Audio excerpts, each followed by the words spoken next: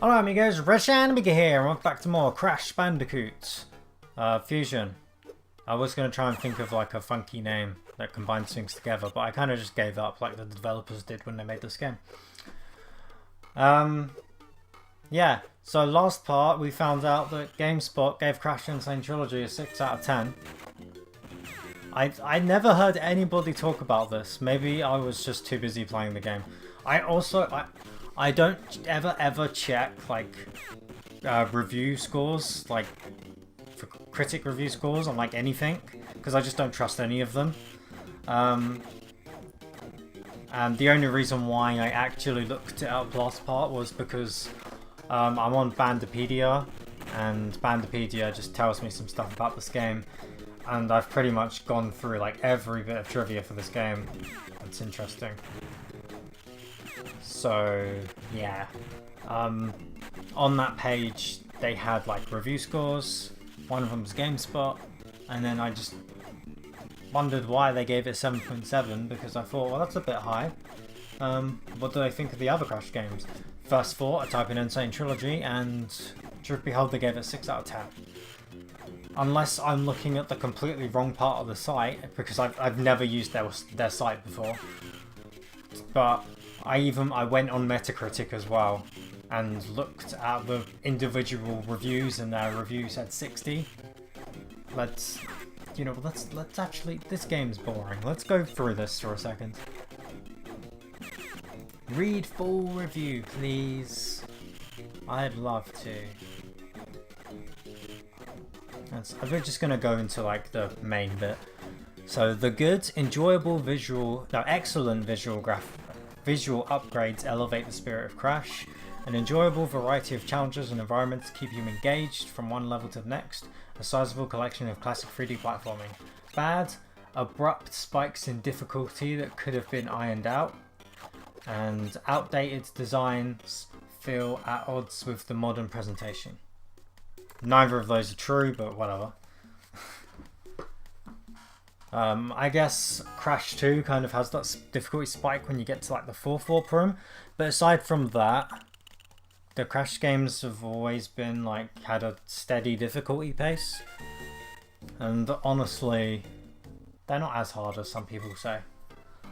But oh well, it's their opinion, and I couldn't care less. So yeah, I believe we've done all the like the gem and crystal stuff. So we've got this weightlifting thing. Am I going to do it or not? Okay, apparently I'm not. I don't think I've done it yet. I think I'm trying to get something over here first.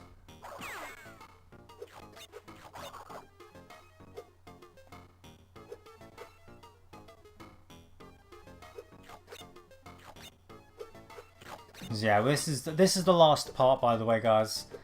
And oh, do I just unlock this? Okay, yep, that's what I do. You're finished, Ripto, and you too, Cortex. Ah, Spyro and Crash, I can't believe you've made it this far. No matter, this is where it ends. Prepare for defeat. And yeah, now we've got another shooter. This time it's like in a different direction.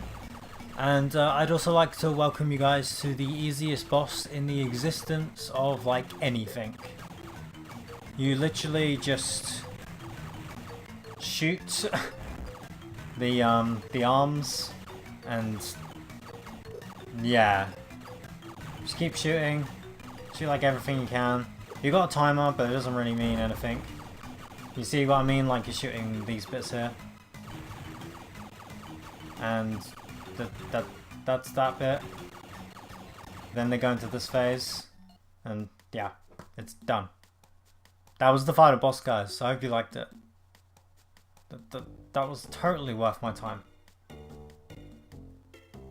So yeah, now they're all like, oh, if you ever want help again, call us anytime, and yeah, they're friends.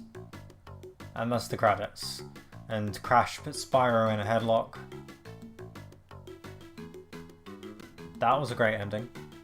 Definitely worth a 7.7 out of 10. Better than Insane Trilogy, guys. But yeah, that's the last part of Crash Fusion. It's a very average game.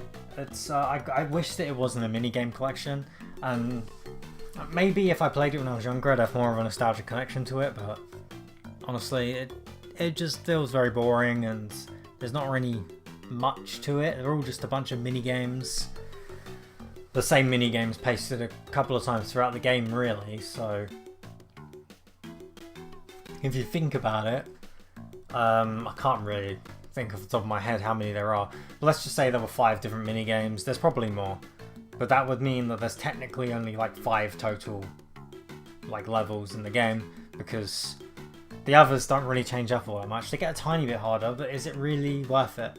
Like, either way, that was Crash Fusion. Hope you guys enjoyed the Let's Play. It was at least nice to finally play this game again, you know. Not the worst game I've ever played. It's okay, but I was kind of expecting a little bit more from a Spyro Crash crossover, especially also made by Vicarious Visions, you know, because they're a good company. They are. Make a lot of good Crash games, you know. But yeah.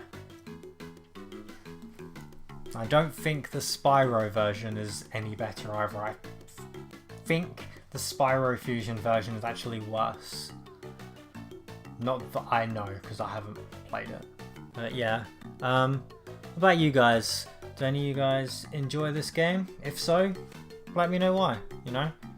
So, oh, I forgot, you can kind of skip up the credits if you press the A button or something. But yeah, I mean, if you enjoy this game, guys, then, you know, more power to you. It's great, you know. I just personally didn't find it all that interesting.